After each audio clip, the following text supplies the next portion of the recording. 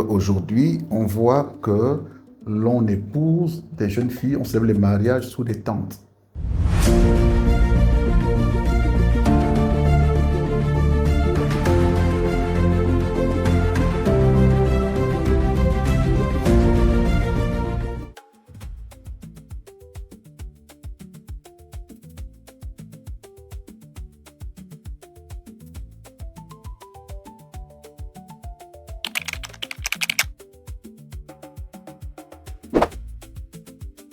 Je suis Yvon Patrice Zogedzem. Je suis secrétaire général de l'association Ekwame Kamonkoma, dont le fondateur est un jeune compatriote, Monsieur Jean-Claude Obiamba, qui a eu l'idée de partager à ses frères et sœurs de l'Estuaire le désir de préservation, de vulgarisation et de publication de la culture femme telle qu'enseignée par nos devanciers à l'Estuaire.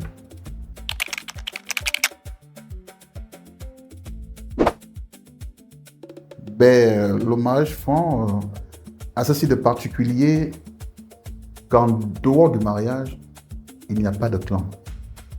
C'est le mariage par la dot qui donne un clan à un enfant, qui donne un clan à une épouse. Et du coup, il est vraiment le socle de l'avenir d'une famille femme. S'il n'y a pas de mariage, l'enfant que vous ferez n'appartiendra pas à son père. S'il n'y a pas de mariage, la femme que vous êtes, la jeune fille que vous êtes, n'aura pas de clan. Parce que le destin d'une femme, c'est d'aller en mariage. Et c'est par la dot qu'elle a toute son existence reconnue. Donc, est-ce que ça diffère des autres? Je n'en sais pas trop rien, mais sauf que chez les femmes, c'est vraiment une clé de voûte pour le devenir d'une famille. Un enfant, moi par exemple, je suis du clan Oyok, chez les femmes de l'Estuaire, mais je suis Oyok parce que mon père a contracté un mariage avec ma mère. Donc si j'étais né hors mariage, je serais certainement au vent, c'est-à-dire le clan de ma mère. Donc le mariage, il est très important.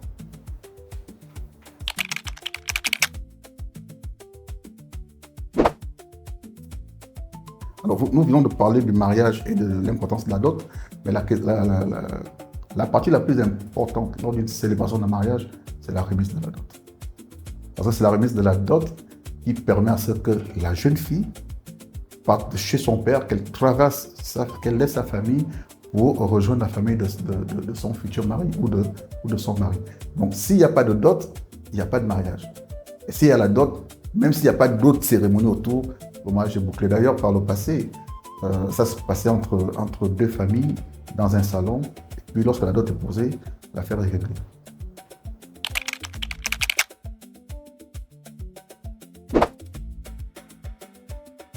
Je crois que non. Non, la dot elle n'est pas bien comprise par les générations actuelles. Mais il faut déjà dire que la dot elle-même, elle est symbolique. Elle n'a pas de montant fixe.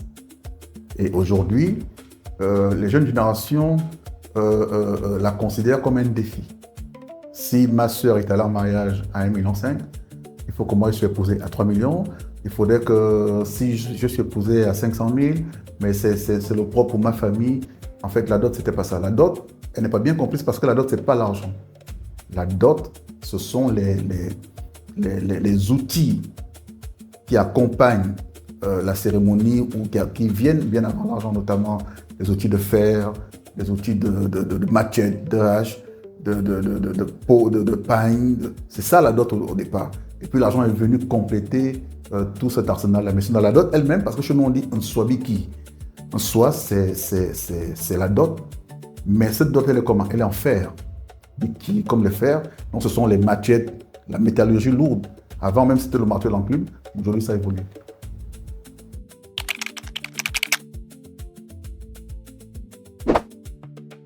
Oui, il y a des pratiques qui ont disparu.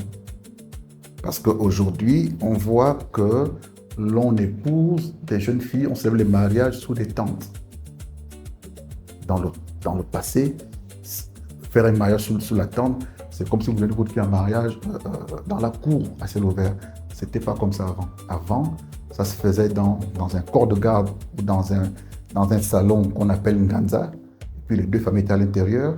Et puis le toit était couvert Et puis ça se passait là. Mais aujourd'hui, déjà rien que ça, cette disposition-là, on va dire quoi, ça a évolué sous les temps, mais avant, ce n'était pas sous les temps.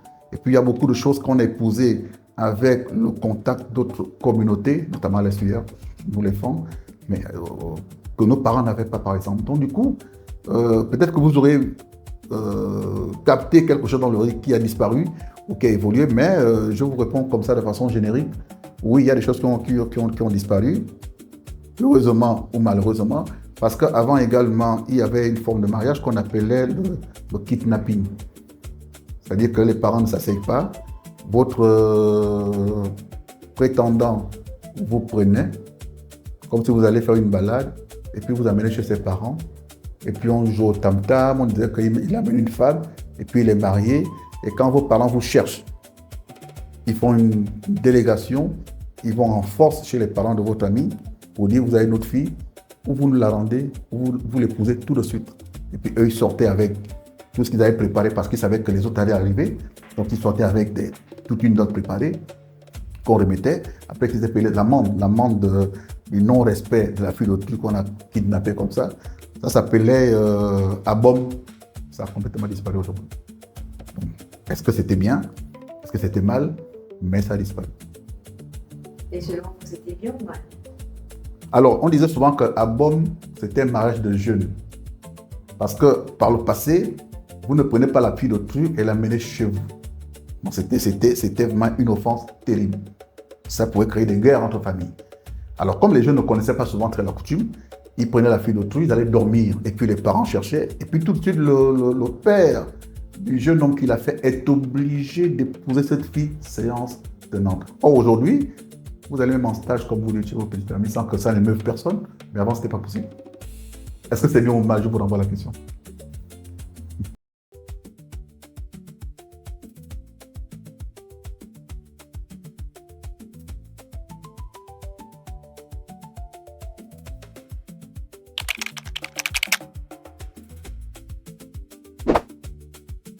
Je crois que le rôle, il est toujours le même que par le passé.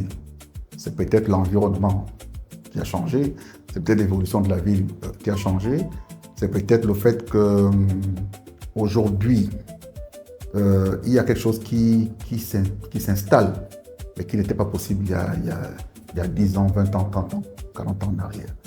Le fait qu'une famille aille prendre un orateur qui n'a aucun lien de sang avec le marié ou la future mariée pour venir parler au nom de la famille, cela ne se faisait pas avant. Parce que le mariage, c'est une affaire, comme vous dites, une affaire de clan, une affaire de famille, une affaire d'ancestralité. Donc, dans chaque famille, il y avait forcément un orateur. Celui qui avait le don de la parole. Qu'il soit fort et qu'il soit moins fort, mais quand les autres venaient en face, c'est lui que la famille prenait pour dire « tu vas répondre à ceux qui viennent en face ». Or, aujourd'hui, les gens louent d'autres orateurs qui deviennent ça devient une forme de business culturel. De sorte que, parce qu'il parle très bien, parce qu'il connaît la coutume, parce qu'il connaît les proverbes, on va le payer et puis il vient parler au nom de la famille. Mais or, le mariage, lorsqu'il est célébré, il n'y a pas que les vivants qui sont là. Il y a aussi ceux qui sont partis parce que quelqu'un disait que les morts ne sont pas morts. Et quand il y a une cérémonie dans la famille, eux, ils viennent. Et il faut qu'ils se reconnaissent en tous ceux qui sont là. Mais s'ils ne se reconnaissent pas en l'auteur, ou à l'orateur plutôt, ben ça fait bizarre. Ce n'est plus une affaire de famille.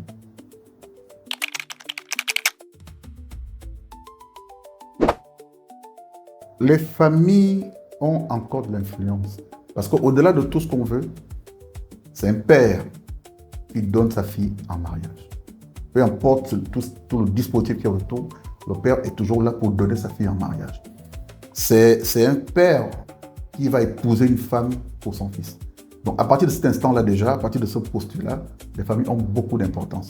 Ben, il se trouve qu'aujourd'hui, nous avons sûrement, c'est l'évolution qu'il a fait, ou c'est peut-être le manque de suivi au niveau de l'éducation traditionnelle, mais parfois les enfants, les filles ou les jeunes hommes imposent leur vue à leurs parents, ce qui fait que la famille semble ne plus tenir les rênes de l'organisation du mariage, parce que l'enfant dit, moi je veux faire ci, je veux faire ça, alors que ce qu'il veut faire n'a forcément pas un lien direct avec la coutume. Or, la coutume est détenue par le père, par les aînés. Mais eux, ils veulent imposer leur vue parce qu'ils ont un peu plus de moyens, parce qu'ils ont ceci. Et là, ça peut sembler vouloir démontrer que les familles n'ont plus d'emprise sur le mariage, mais non, il y a toujours de l'emprise sur le mariage.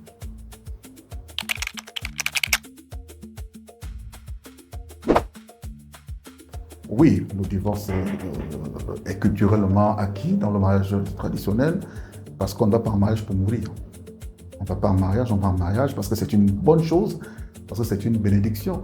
Maintenant, quand il n'y a plus possibilité de mariage, la femme qui veut divorcer va voir son père pour dire « Moi, je ne peux plus supporter cette situation.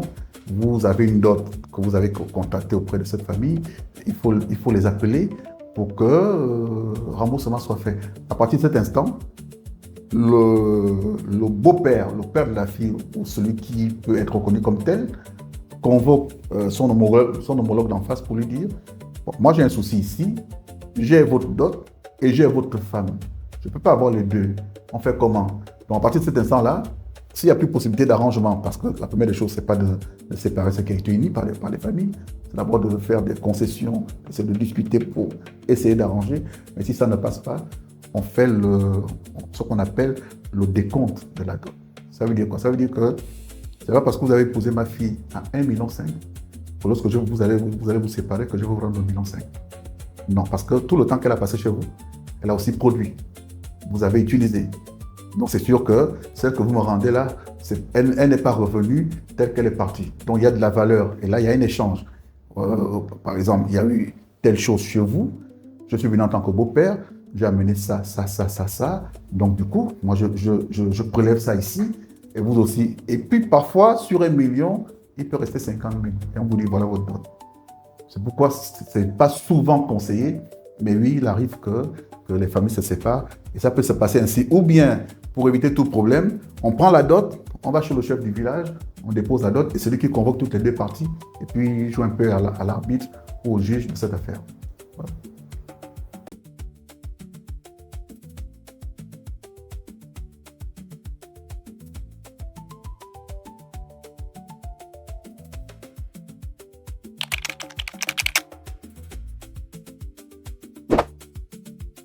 Nous sommes partis sur un constat. Le constat, c'est que au niveau du mariage coutumier, il y avait désormais des façons de faire multiples. À la limite, plus personne n'était d'accord sur comment est-ce qu'on donne une fille en mariage chez les femmes, comment est-ce qu'on épouse une fille, on épouse un jeune homme à une femme chez les femmes. Chacun tirait un peu selon ce qu'il avait comme outil d'appréciation. Et il fallait donc rassembler tout ça autour d'un guide pour que tout le monde ait un canevas général, mais après il peut y avoir des spécificités selon les familles. Et du coup, cette ambition de canevas a fait qu'on réunisse tout ce qu'on a pu réunir auprès de nos aînés, auprès de nos sachants, et ça a donné ce guide de pratique du mariage chez les femmes lesbiennes.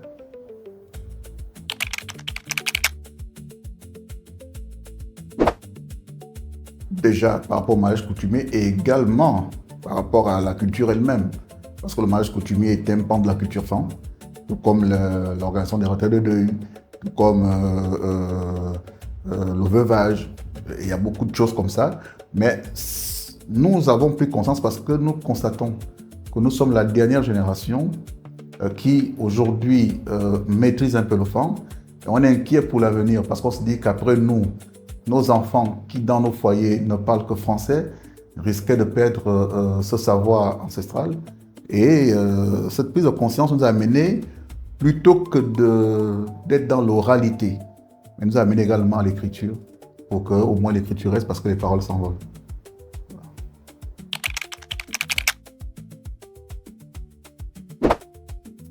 Ah oui, les deux. Les deux, parce que le savoir tend à disparaître. Donc il faut le remettre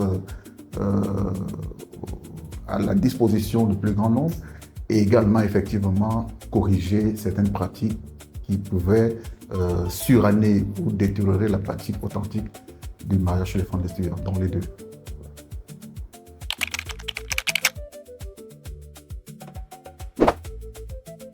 Ben, déjà, par sa lecture, il faudrait que les jeunes s'en approprient le livre. Il n'est pas très difficile à lire. Il est écrit dans un français relativement simple et il a à peu près 40 pages. Donc, il est très intéressant. Comment est-ce qu'il peut aider les jeunes à comprendre leur culture? Déjà, la première des cultures sur le fond dans la province de l'Est-Hier, c'est d'abord le clan. Tu es de quel clan? Tu es le fils de qui? Et ça te permet de savoir que si je suis par exemple du clan Oyok, je ne peux pas épouser une Oyok. Bon, à partir de ce moment-là, déjà, il y a respect de lignage. Donc ce livre permet, vers la fin, de faire les différents équivalents de clans qu'il y a. Par exemple, vous allez prendre le clan Atamokok. Les Atamokok, par ailleurs, on les appelle les Sons. Donc un Atamokok, qu'il soit Atamokok, s'il convoite une fille et que la fille lui dit que je suis Esson ou Nkomson, il devrait savoir que culturellement, on ne peut pas contracter mariage. Vous voyez, un abbé ne peut pas contracter mariage avec une Yevon, avec un coach. Donc, la culture fond à deux choses principales. L'éducation culturelle et le clan. Si vous respectez ces deux choses, vous avez compris votre culture. Or, ce livre vous permet d'avoir les équivalences des différents clans qu'il y a chez les Francs de l'Est-Hier pour permettre à ces jeunes-là de savoir qu'en fait, si, comme je l'ai dit, s'il est par exemple Essesus, ça veut dire qu'il est Essabeng, ça veut dire qu'il est Moboun. Mais s'il ne le savait pas, mais ce livre va l'aider à le savoir. Donc il faut commencer par le lire, il faut l'acheter, et puis il y a beaucoup de choses à apprendre là-dedans.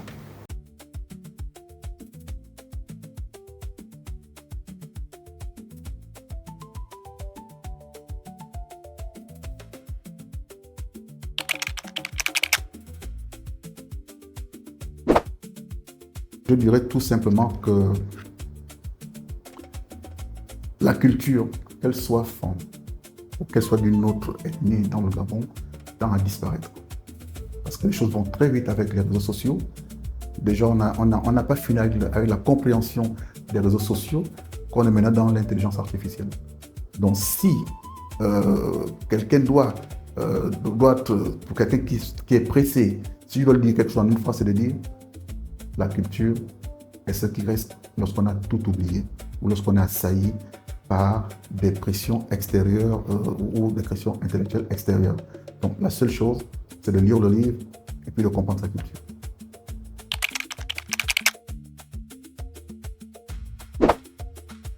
Alors ce livre s'adresse à tout le monde. Il s'adresse aux femmes qui ont perdu le process d'organisation des mariages coutumiers. Il s'adresse aux non-femmes qui voudraient aller épouser chez les femmes. C'est d'où le titre, guide pratique. C'est-à-dire qu'il va guider, il va vous prendre par la main et vous introduire dans le mariage chez les femmes. Vous n'avez pas besoin d'être femme pour comprendre comment ça se passe, mais vous avez besoin de lire ce livre. Donc il s'adresse à tout le monde, aux femmes déjà et aux non-femmes. Déjà aux femmes qui veulent épouser chez les autres et aux non-femmes qui veulent épouser chez les femmes. Si vous voulez épouser une fille femme, ce livre-là va vous aider à entrer dans l'univers femme. Voilà.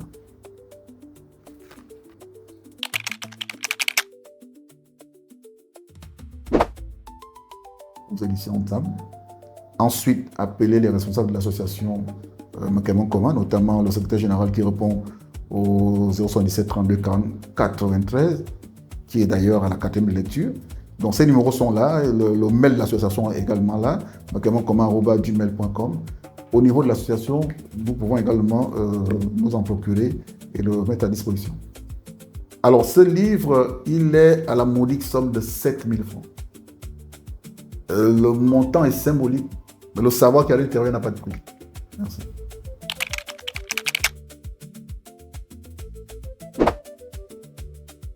Mais déjà, naturellement, que je recommanderais à tout écrivain ou pseudo-écrivain de se rapprocher des éditions Ntsam parce que c'est une maison d'édition qui n'est pas très chère, qui vous fait un travail en temps et en heure, de façon professionnelle, et qui également, même si le livre est à compte d'auteur, peut vous aider à le vulgariser. Donc je recommanderais à tout écrivain, si je venais encore à réécrire un livre, mais je ne tarderai pas, je venais directement aux éditions Ntsam. Et puis ça parle, c'est un nom de chez nous, c'est Ntsam, donc on peut se reconnaître.